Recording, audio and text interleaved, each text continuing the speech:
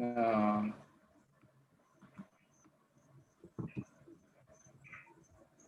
Okay, that's fine. I'm sure they'll be joining along the way, so it's not a big deal.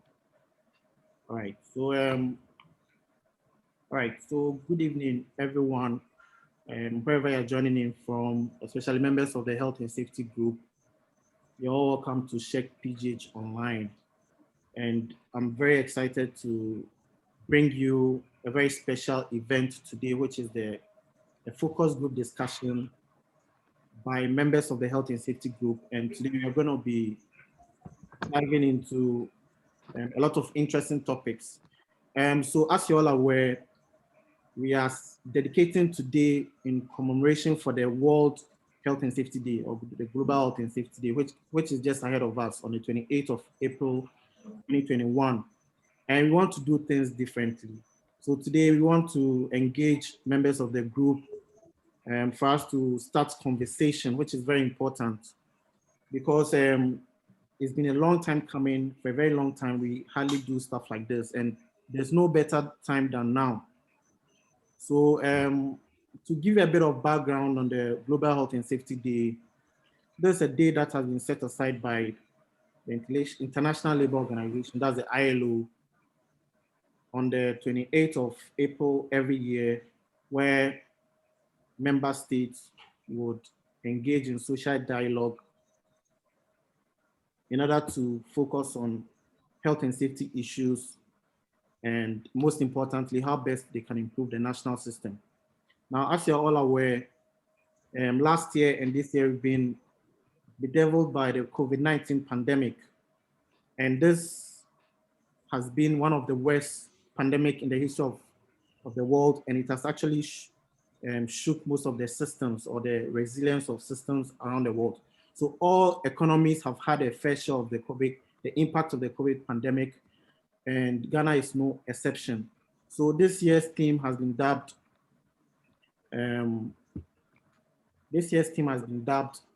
Anticipate, Prepare, and Response to Crisis Through Resilient Systems. So today we want to ask ourselves, we want to engage into a conversation.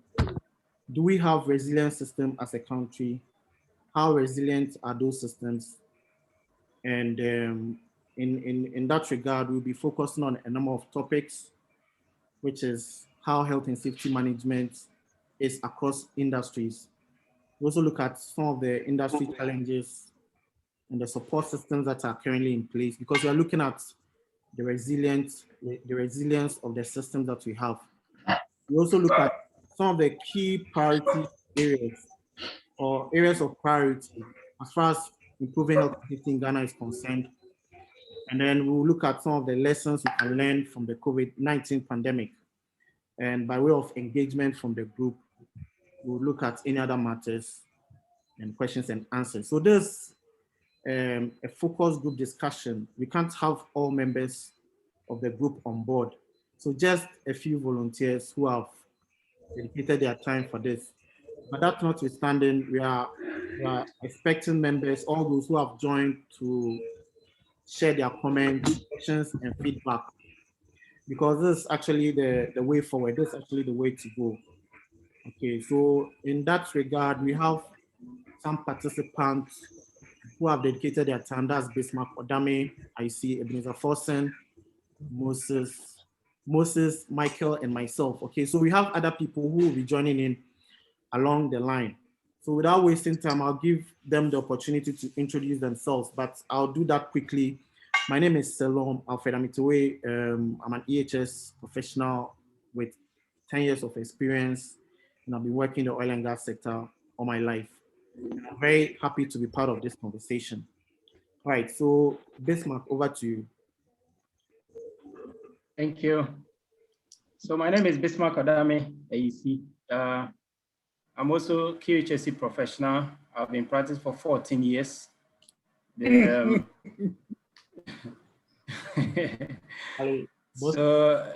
I've been in the oil and gas since 2010 to date, and the remaining span across other industry, construction, a little bit of marine, and that is it. So I have about 14 years in experience.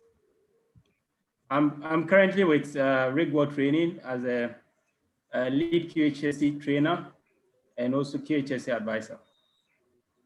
All right, that's good stuff. Over to you, Moses. Okay. Yeah, so my name is Moses Weniamo Komodatam. I'm also an HSEQ professional.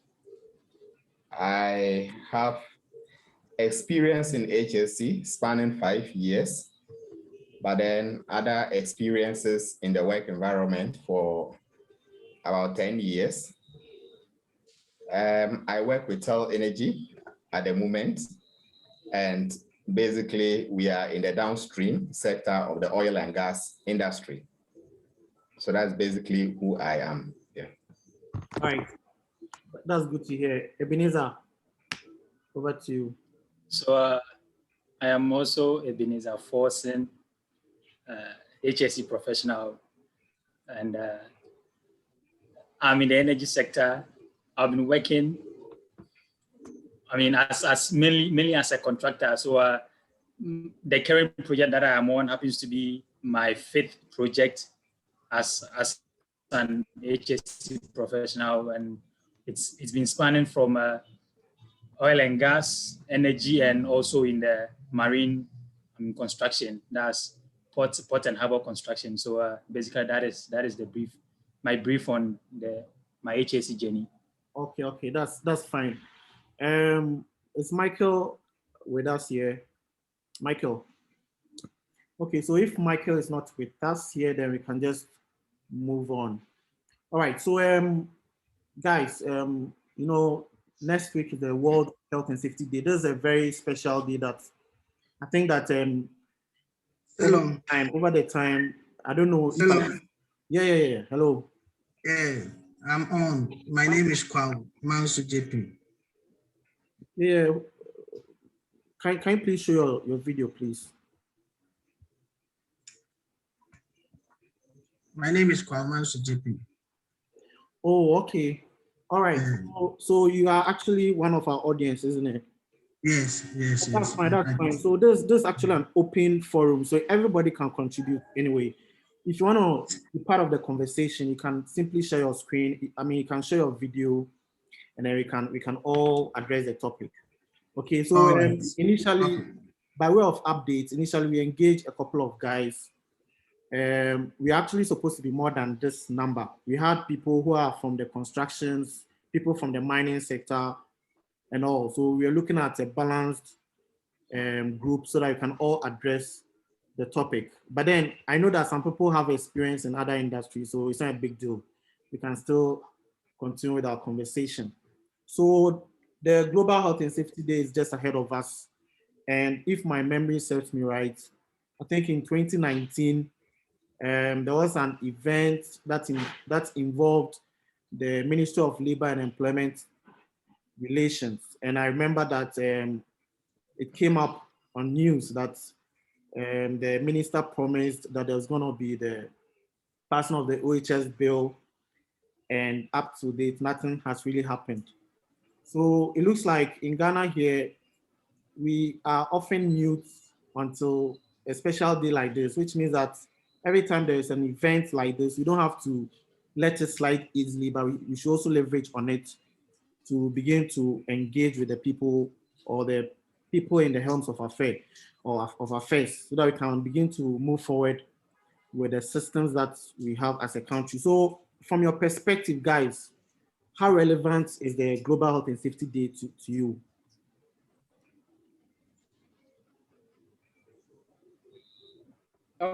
Okay. So for me, this is very, very relevant.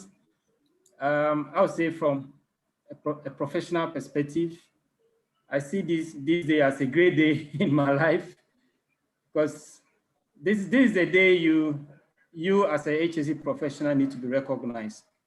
You actually have to see the work that you are doing being recognized by the whole world. So for me, it's a great day for us, and I expect to see about hundreds of people on this platform.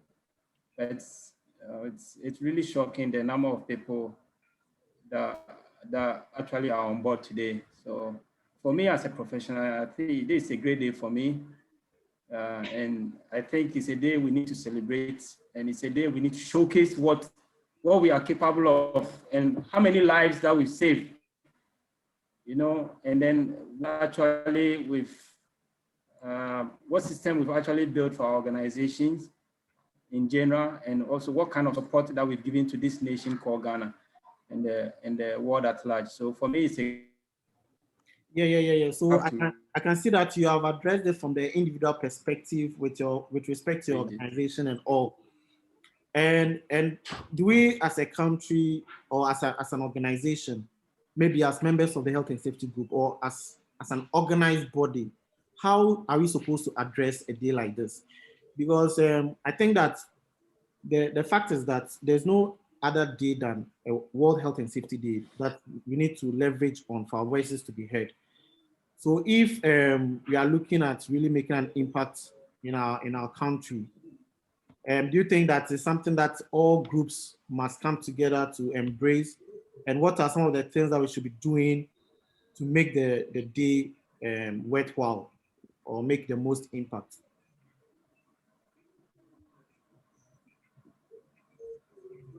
Selorm, if I may come in, just like you said in your introductory remarks, it was in a day like this last year, we had the Labor and Employment Minister making the statement to the effect that the OSH bill would be passed, for which we haven't heard anything up to today. So since it is a day that can help shape policy direction in the country or get the actors who are behind our policy framework to dialogue with us and then make commitments, then it is incumbent on all professionals in the field to actually come together, leverage this opportunity, and then get enough sensitization done about the day. And on the day, if the opportunity offers itself to interact with this policy those behind our policy framework, then we can push to get things in the health and safety sector addressed for the welfare of all of us. That is the way I look at it as well. Okay. Yeah, and go ahead. To add to what Bismark and Moses are saying, it should be a day that the whole of our fraternity, we come together, be able to drum home some of the demands that we are pushing for, because because there are a lot of organizations, there are a lot of industries who would wish to probably participate in such an occasion, because in their sector, maybe they have something that they will need to push across, maybe on social media, maybe on other platforms that they would think would reach out to policymakers. So such a day, all the actors, all practitioners should come together with a unified voice. The things that we've been pushing for in the course of the year, this is a time that we can come together, probably submit a paper to whichever institution, whichever policy body, so that in the course of they also formulating whichever actions, whichever policy that they need to bring for the nation, there could be a consideration on the fact that there's the need for safety. There's the need for industries to appreciate the fact that the workers that are working in whichever industry, their life needs to be safeguarded. The environment that whichever industry operates needs to be safeguarded. And in as much as we are as well focusing on operations, it is individuals who are going to work and be able to generate whichever revenue that the industry will need. And these individuals, their health, their safety will need to be taken into consideration. So this day shouldn't be left just like that. The whole of the fraternity, we come together, we press home our demands to affect policy decisions, and going forward, probably we'll be able to see certain changes in Yeah. That's well said, Eben. So that clearly means that the responsibility largely lies on we, the safety professionals. So it means that Our field. we cannot, what do you call it? We cannot denounce the fact that we have a very big responsibility as safety professionals, and we need to all come together. We need to go beyond the kind of apathy that I see. I see some sort of apathy. I see that people are all about maybe themselves and they only focus on personal goals. But then you realize that we can only thrive when we have the systems in place. So we cannot sit in our corners and just hope that somebody would solve our problems for us. We all need to come together. And to me, this is a very important day. And whether it is a well-organized body like GSEP or whether it is us, either ways, we need to make sure that we are taking action. And I'm sure that this is a good starting point as we begin to have the conversation. Then everybody will come on board and begin to move forward. So as I've already highlighted, we'll be looking at the systems that we have in our industries because we want to, build a resilient system. But then again, we want to know what the systems are. Are the systems resilient?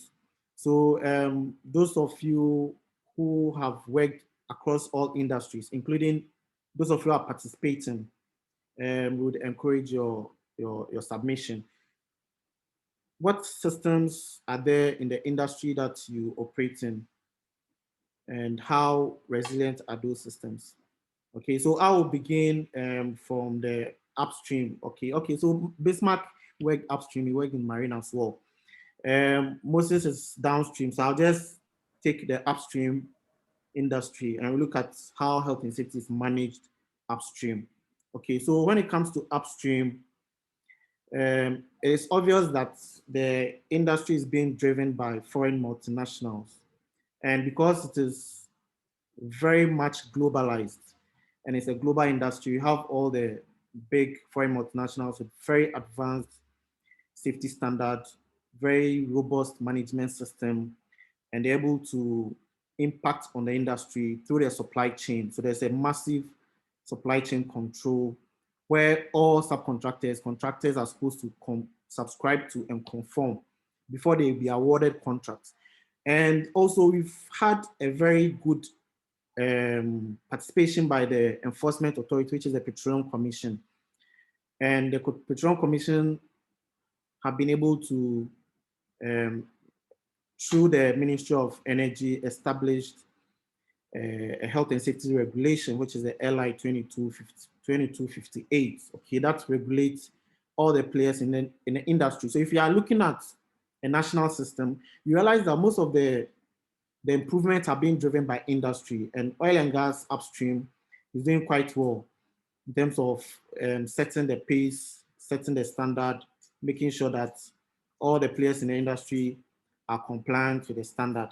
So that is how good the upstream is, and I'm sure that it's a continual improvement case for the industry. So consistently we are improving, and there's a lot of engagement by the Petroleum Commission, especially with the operators, and the responsibility is put much on the operators so that they will have that kind of direct influence on the contractors and the subcontractors. So that's just a snapshot of how safety is managed upstream in the oil and gas industry. Can you guys share your thoughts on the industry that you are operating in?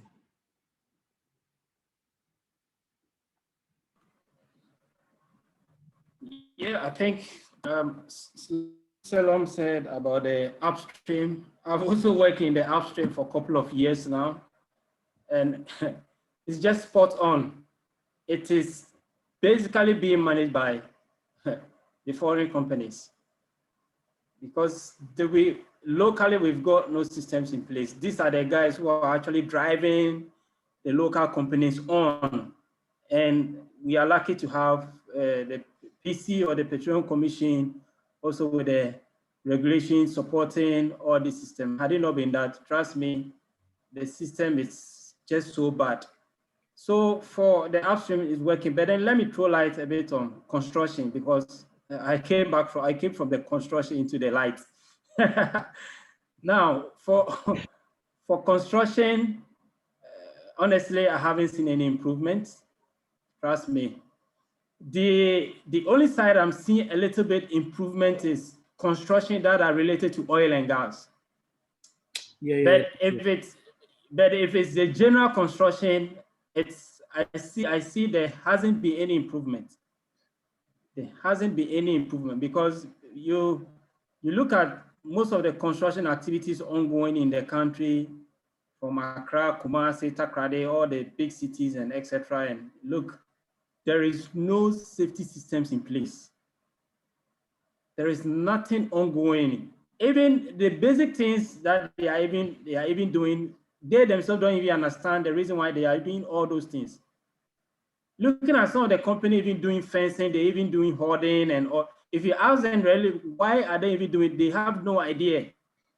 And the last time I was asking a company, why have they fenced their facility? They say, oh, they don't want people to see, so that when they finish, the basic reason why they even do fencing, they have no idea why they are doing all this.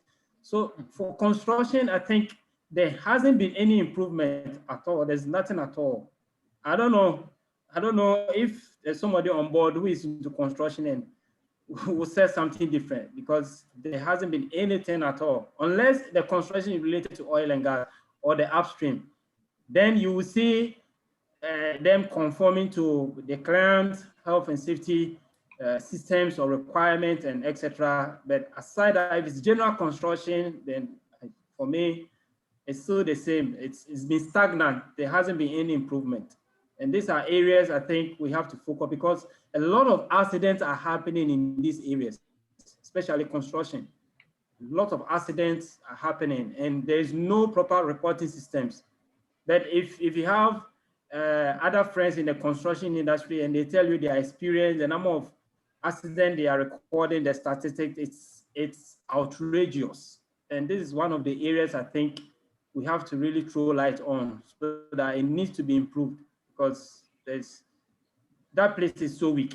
It's very, very weak. Yeah, you're definitely right. You're definitely right. And then, you know that when it comes to regulation, that's okay, not really regulation, but in terms of development, that's the least developed industry in Ghana. And we have a large percentage who are working in the informal sector. So it means that as a country, the more, the higher the magnitude of an informal economy there is, the less effective health and safety will be.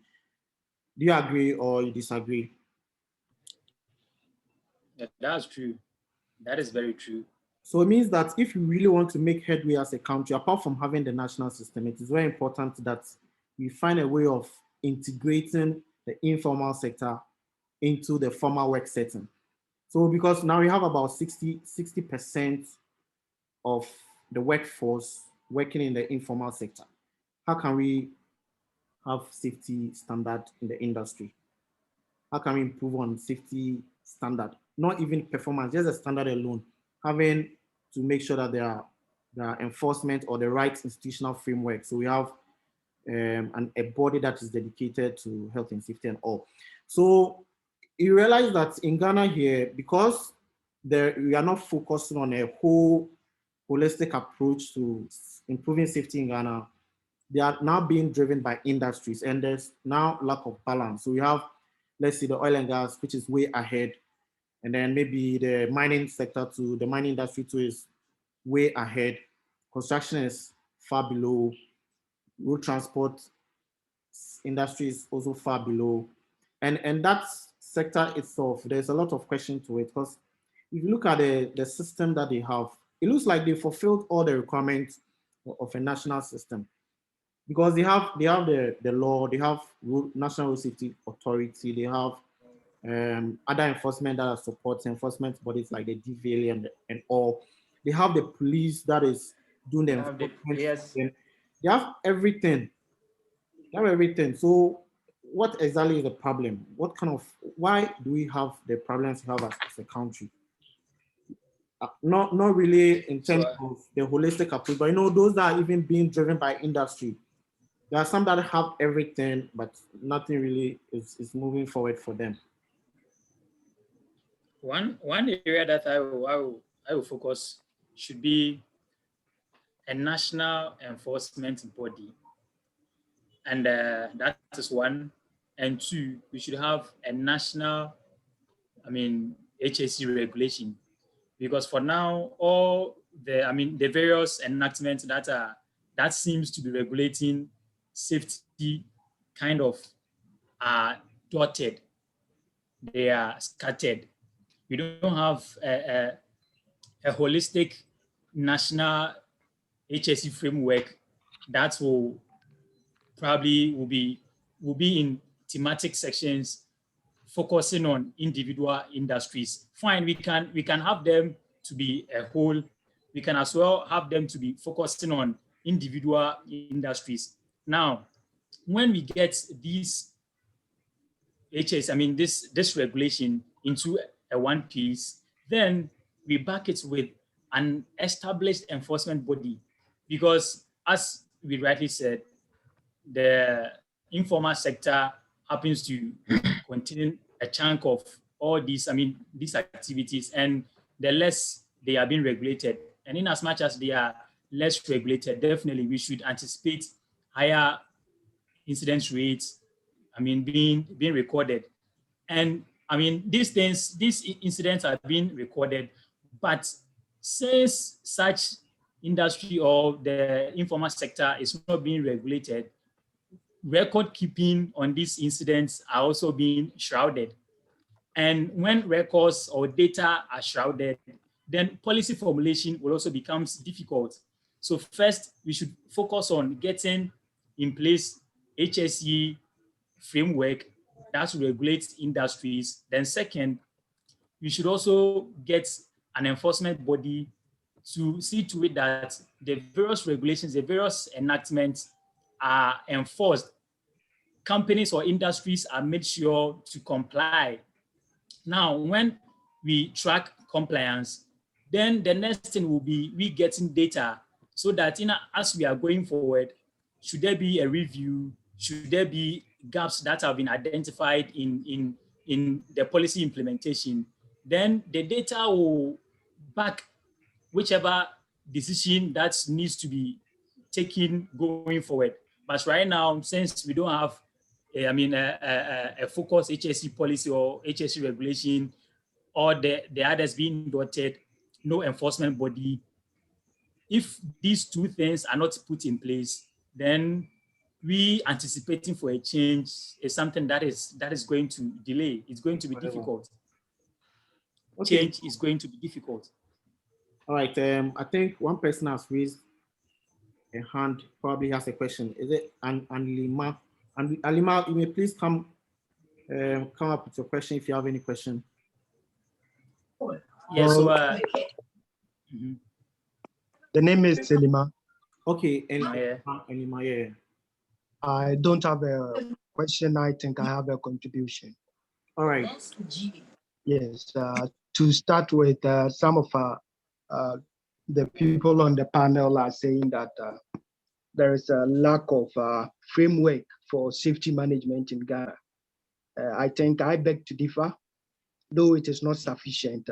There is a framework for safety management in Ghana, which is the Factories, Shops, and Offices Act. There is no industry that does not have an office and fall under that. But unfortunately, what we see is the normal Ghanaian attitude, where those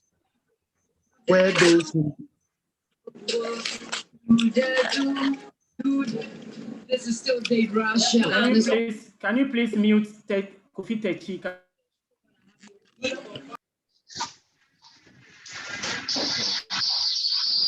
Okay, can you please proceed? So, as I was saying, although we have a system which could have at least be the basis for us to build on a national policy for safety, the national, that is the Factories and Shops Act, those in charge are virtually not working. they are not making any contribution towards safety. And so you may feel that there is no regulatory framework for safety management in Ghana, but they cover every sector of our economy apart from the informal. And so I think we should be looking in getting the OHS bill, we should be looking at how we can get those at the Factories and Shops Act to work, to bring data out. At least, even if they are not enforcing the regulation, they are able to collect data from the formal sector so that we know the number of people we are killing, the number of people we are injuring, the number of people that safety systems are helping to save at the workplace. From there, then we can use those data to push government to establish the making all the push. The businessmen see it, the politicians all see it. But what would they gain? That is the question they ask. What would they gain? And that is a big question for you and I at the moment, because they can cite an example of EPA, they can cite examples of the Factories and Shops Act, and still they don't get a benefit. So I think we should be looking at it from that angle. Thank you. All right, so that means that you're actually proposing that there has to be a justification from we the professionals to petition the government to understand the need to reform the system. That's what you mean? Yes.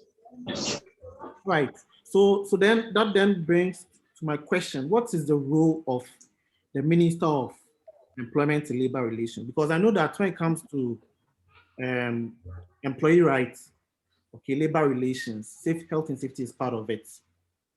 So then I tend to wonder, isn't health and safety part of the mandate of the Minister of Employment and Labor Relations? So that we don't have to be the ones to really come and be, every time we need to sort of talk about this, pass the OHS bill, not even pass the OHS bill, because there can be people who would argue that we don't even need an OHS bill because we have a lot of laws already.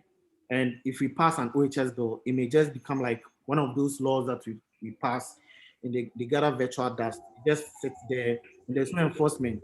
So we don't only need an OHS bill, we need really a serious reform in the system where they are looking at the whole structure, the whole framework.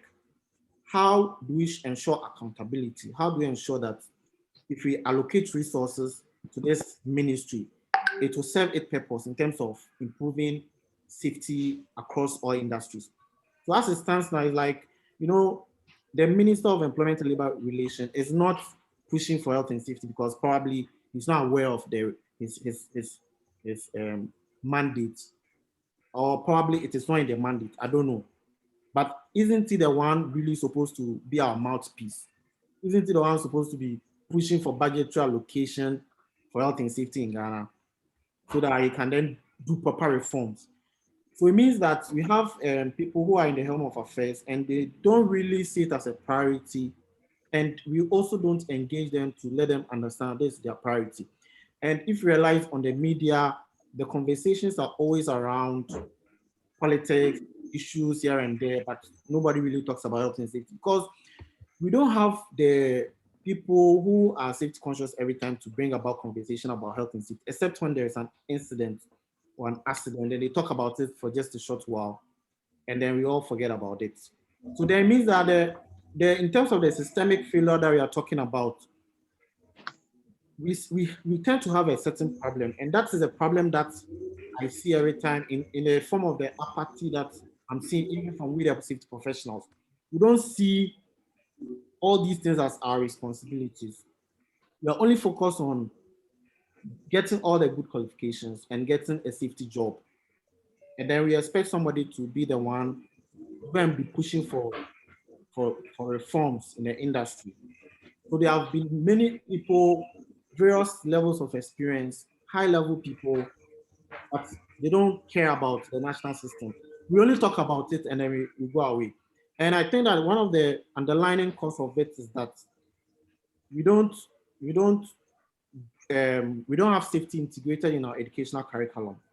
So we all come out of school from various fields, accounting, business, engineering, whatever. Then realize that there's a profession called health and safety, then we get into it. Then we are very fixated on getting the job to be comfortable. But if maybe health and safety was part of the educational curriculum, right from childhood all the way to university, you have safety journalists who know that safety is a priority. You have various politicians who know safety is a priority. You have everybody in various professions who knows safety is a priority, because we always say that safety is a multidisciplinary field, which means that it is not just one person who is a safety professional, but it's everybody. So in my perspective, I think that the main challenge with having the apathy that we have in Ghana, even among safety professionals, and let alone the politicians and everybody, is because right from childhood, safety is not part of the educational curriculum. And because of that, nobody is conscious about it and nobody really sees the need for it. So then what do we do? Anyway, that's my submission, my contribution. Okay, Selorm, for me, as a professional, an experienced professional, I think HSE or QHSE professional, we are part of this failure. I'm saying this. I'm saying this in a sense that we've not engaged these regulators enough. We've not created that kind of awareness. We've not really moved to the doorsteps for them to know what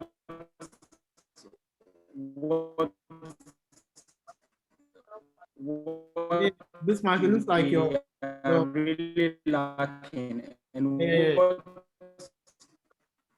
we Bismark, your internet is very, have to come together. Looks like the network is bad. Bismark, your network is very bad, so I think you should ensure that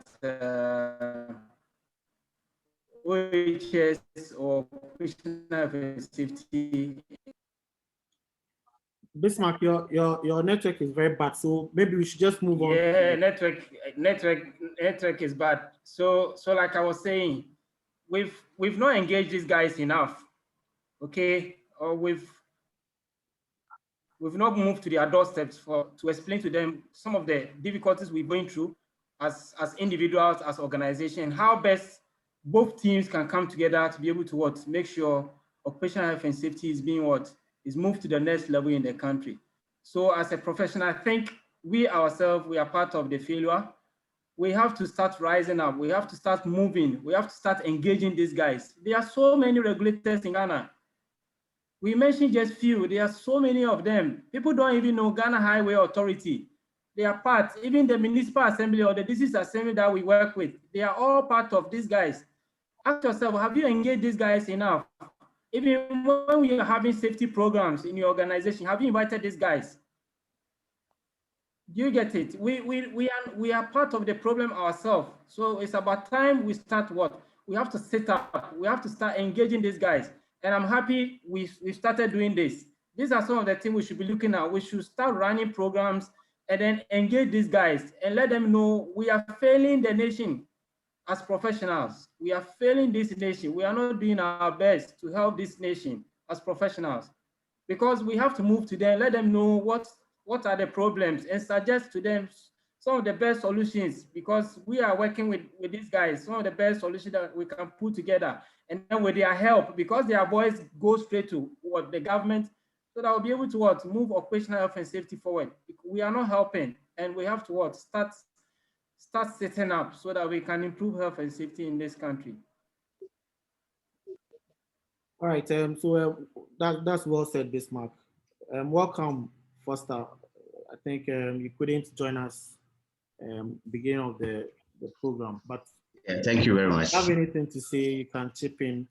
We are looking we began by looking at the safety systems in our industry, and I think you are in the construction industry. So you can better educate us on how safety is being managed, what systems you have in the construction, what are the challenges that you face as a construction industry. Thank you so much, Selorm, for starting the program. I joined somehow. I used a friend's phone to be listening to you guys whilst I drive home. So I was able to listen from the beginning up to this far. Yes, the construction. My name is Foster Tofoatsi. I'm about 7 years in the construction industry as a safety professional. I want to say that indeed the construction industry has a lot of challenges with regards to safety, as had been indicated by some of our earlier speakers. And not much has changed. That is indeed the truth. And when we talk about the oil and gas industry, I think we have already agreed that because of the formal setting that we see over there, it makes things a bit easier. It makes safety to be welcome and well accepted and embraced by all who are on board. So the support is there.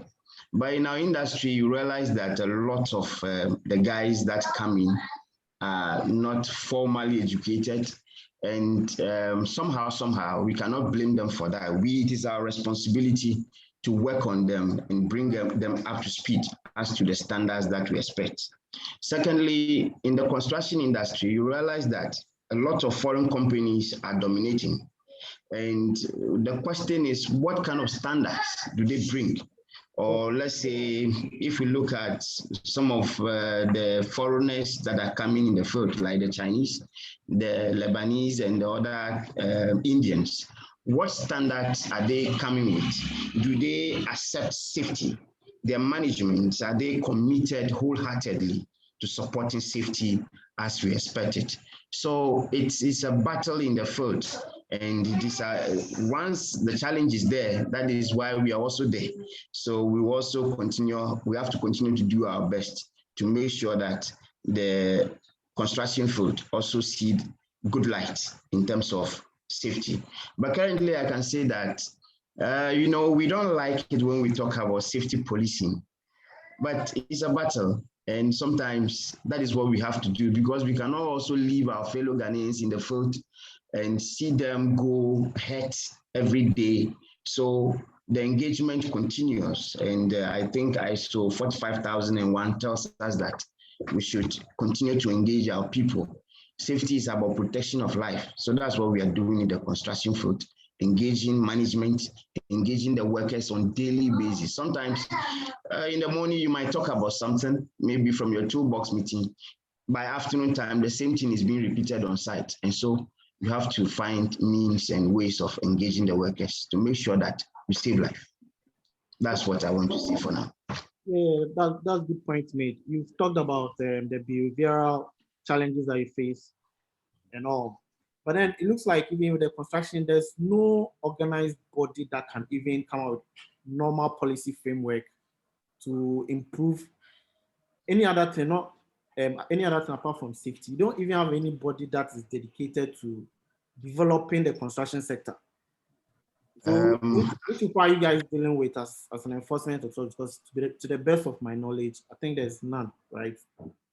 Yes, I want to agree with you. For my 7 years and more of practice, I've not heard or seen any particular agency specifically in charge of construction to say they are looking at the men at work height issues or the kind of issues that we face. We are dealing with all the agencies that you can dream of. Anyone that comes on board, that is it. So I think this platform is good for us to engage. I want to also talk about a question that you asked from the beginning, that this particular day, like the safety day celebration that we are preparing for, what should we be doing as Ghanaians? I think by the WHO specifications, this day is supposed to be allocated for a national discussion on some of the major incidents in the practice of occupational health and safety and then environmental protection that might have occurred during the year. So those issues must be brought to light. Then decisions are taken as to the way forward. But it looks like here in and out, we don't have any structured system to look holistically at what happened in the previous year in the country, the failures we had, the lives that were lost, what are some of the root causes, what are some of the immediate causes. This day is supposed to be dedicated to looking at those things and finding solutions to them. Then we can also be saying that we are using that to upgrade our systems. But it looks like we all do it on our level. So I'm grateful that we have this platform to have these discussions. Maybe going forward, we'll take it topic by topic, or looking at some of the serious incidents that are reported in our country. We discuss them and we find solutions to them. Thank you. Yeah, that's well said. I actually look forward to that. I think this kind of forum should be done every other week or maybe any other month. It's very important. Talk of the fact that we need to treat World Safety Day holistically or nationally. You know, who is directly responsible? Isn't the Ministry of Employment and Labor Relations, and that should be the minister. So it means that the minister should be our friend. We should be able to reach the minister every now and then and have conversation. What do you think? Because the last time I remember, I think Gisep was able to meet the minister, and that was it. But then minister should be able to, should be somebody that keeps an open door. We should be able to meet him every now and then. You should have a special interest in health and safety so that it becomes easy for all of us. But I think that it all, as we have already mentioned, the onus largely lies on us as professionals. We need to really do things right. We need to organize ourselves properly. We need to have an identity. I think on Friday we mentioned that we need to have an identity. And I think, GESEP also has an identity. So whichever fraternity, whether GESEP or us, we should be able to move forward with this. And whichever organization takes the lead, we should all rally behind that organization. It's very important. I think that whenever we meet the minister, there has to be follow-up. We need to be going there every now and then. We should be able to reach the minister to talk about these things, because I'm actually waiting to see how the day passes, if we really will do anything like a national conversation about health news. I'll check on the media to see. So if there's nothing like that, then that'll be a total shame for us. Anyway. Okay, so does anybody have any contribution about the lapses and the way forward? Yeah. Initially, you mentioned the Minister for Employment and Labor Relations. Should be someone who should be responsible for all these things. That's safety and health at work. Yeah, when Foster was saying, he also mentioned the fact that in our construction industry, we are having a lot of these international companies coming in and taking charge of some of the major projects that are ongoing.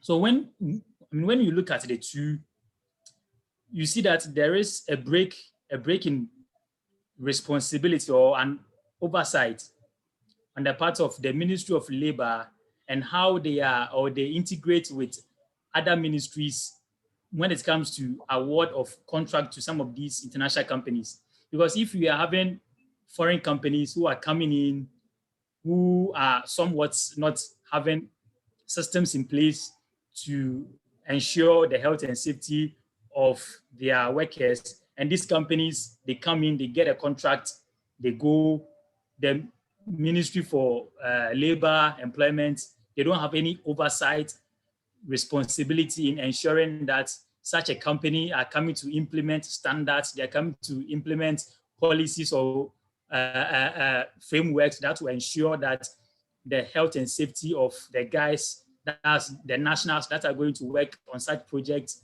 are safeguarded. Then it should tell us, there is a break in responsibility.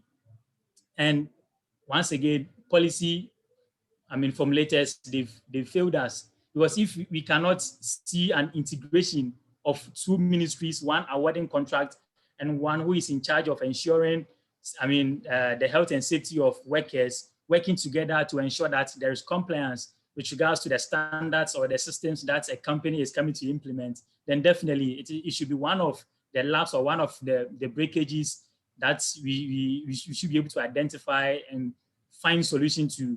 Then again, going forward, there should be an integration between the ministry or the institution that is awarding the contract and the Ministry of Labor and Employment to ensure that a company that is coming in has its standards, has its metrics, has its whichever policies to implement to ensure that as they are coming to engage locals or as they are coming to engage nationals, there is adequate means to protect their health, there is adequate means.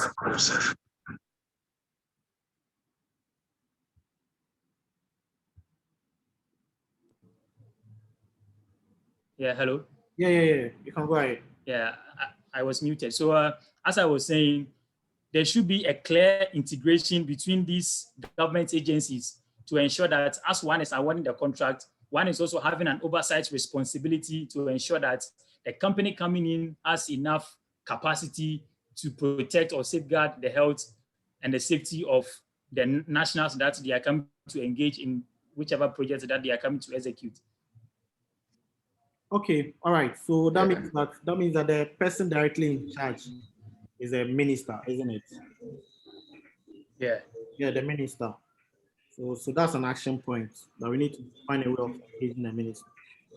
Okay, so yeah, Selorm, I just wanted to make a remark also. All right.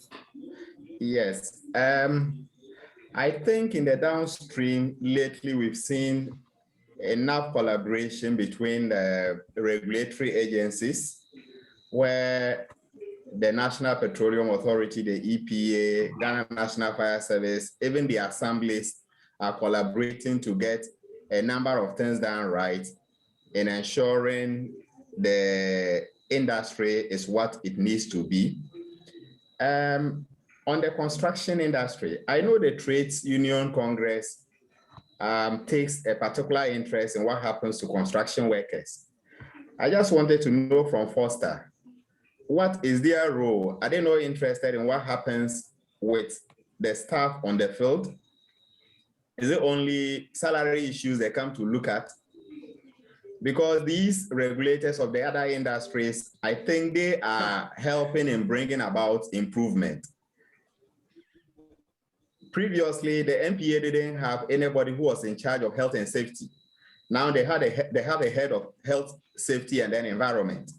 So you can channel all HSE issues to that person, and then they can be escalated. So I don't know what happens in the construction industry. I just needed some clarity on that as well.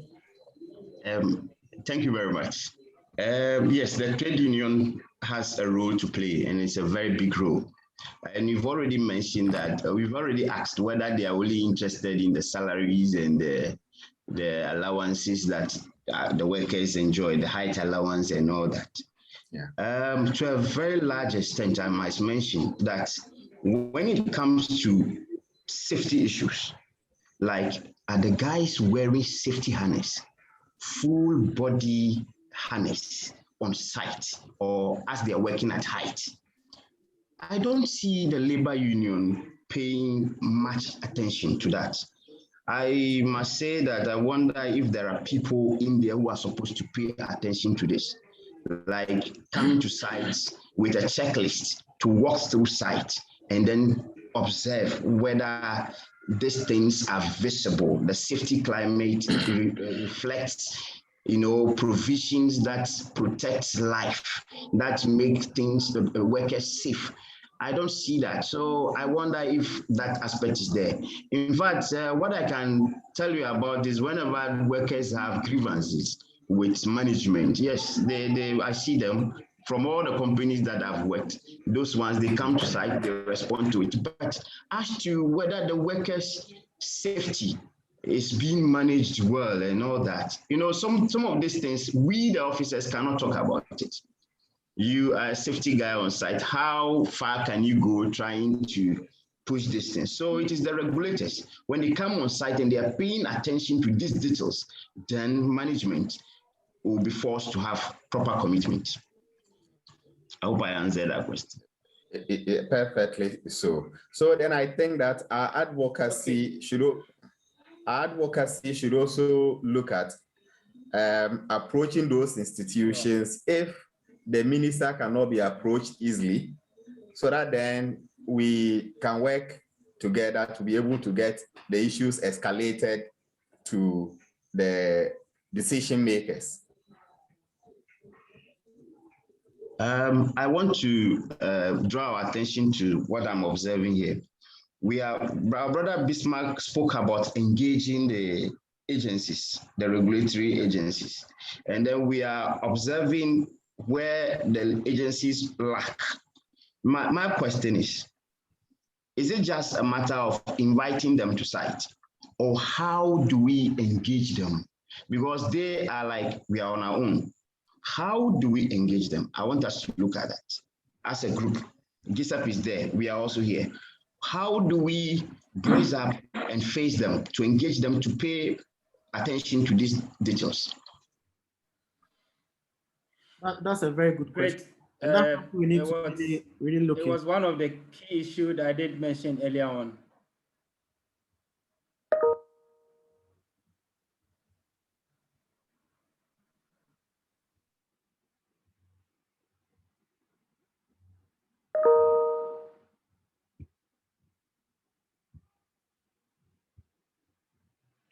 Ebenezer, you are making a point. Are you still with us?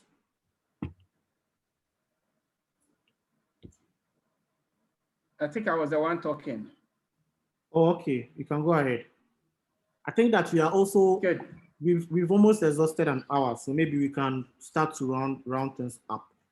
But then before we do that, we also want to learn from the COVID-19 pandemic. You know, this pandemic was the first ever significant high consequence incident that has ever happened to Ghana, and we had the health system being tested. This is the period that for the first time I could see that there's a nation address on health issues. So we had massive commitment from the government. The government, who is the overall boss, was meeting us every now and then to talk about health, COVID-19 protocols, and all the measures that, which means that Ghana, there could be political will, only that maybe the push isn't there enough from all the stakeholders. What lessons can we learn from the COVID-19 pandemic that you think if we implement, or if we look at improving it, it's going to help us moving forward in ensuring that we have that robust system that we need as a country? Other than that, maybe if we don't highlight them and start working on them, they may just die out eventually, because once there's no pandemic, then everything goes back to how it was before.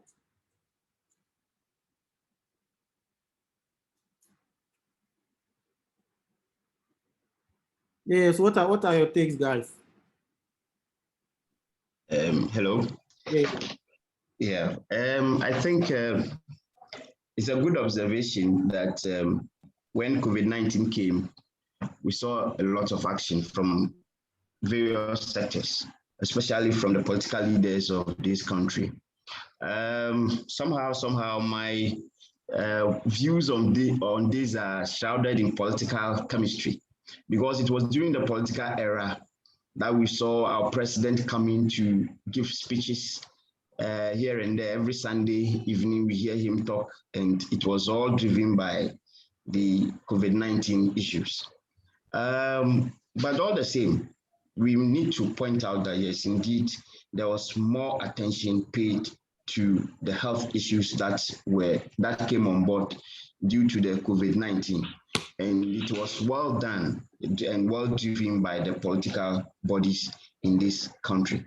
But away from that, just a few months away from that, we realized that these road traffic accidents that kept happening and the figures were going very high. We didn't see any action. So for me, I just want to say that yes, COVID-19, because of its dreaded nature, because of the death and the numbers attached to it, everybody was drawn to take action. Even though if we look at the number of deaths that we recorded due to road traffic incidents, they were higher compared to COVID-19. You can see how relaxed the nation is. Nobody's talking vehemently about road traffic accidents. So politically, if our leaders take up issues concerning health, safety, and environment, we will go a very long way. You can also see when they started working on these galamsey issues, when they started fighting galamsey, you saw that our waters were becoming clearer and clearer and clearer. But when the battle went down, because the political will is no more there, we can see what is happening now. So it is all about the political will. Once the leadership is up to the task, the followers will follow suit. Okay, I think you've said it all. You couldn't have said it any better. We lack political will. Look at why we maintain focus on COVID-19 pandemic, and when we had high incident rates from the road traffic crashes, you see how the kind of laxity we have as a country. That's clearly lack of political will. All right, so we've already exhausted 1 hour, and I think it's right that we bring the conversation to an end.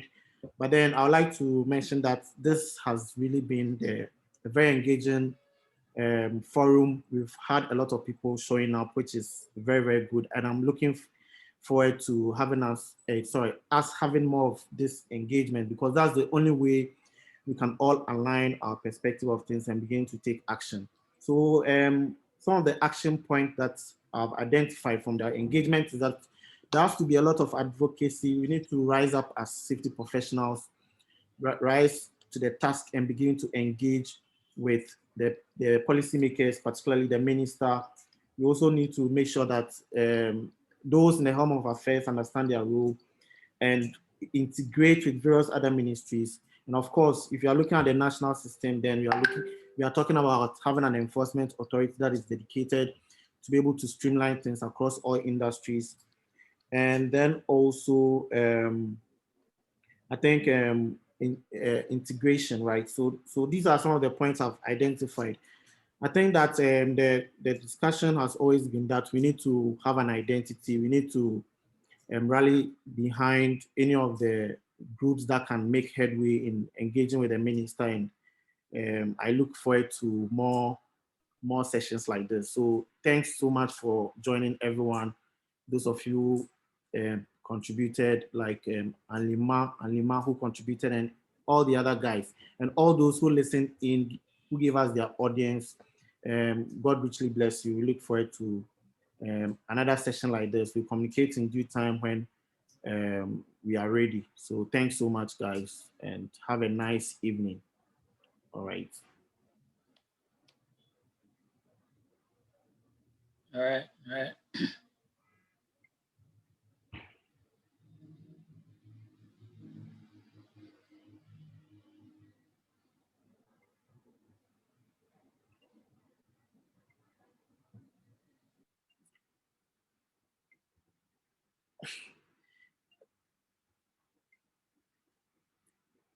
It looks like people are still here. Charlie, so what are your final words? How did we fare? Was it engaging? Was it good enough? Moses? I think it was very, very good. The participation was quite, impressive, and a lot of issues were brought to bear. So I think it's fine. We need more of that. Yeah. All right, that's fine. Yeah. Okay, Charlie, so thanks so much for participating. Okay, all the best, and thanks for putting this together. Yeah. All right. Thanks so much. Yeah. Okay. Okay. Victor.